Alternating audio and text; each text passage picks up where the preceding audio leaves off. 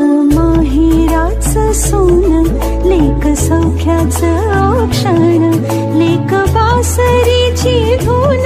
लेक अंगणी पैंजण, लेक चैतन्याचे रूप, लेक अल्लड चांदण, लेक रंगांचं शिंपण, लेक गंध हळवमान, लेक परक्याचे धन, बाबा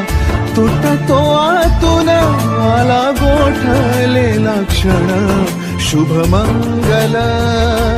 कन्यादान.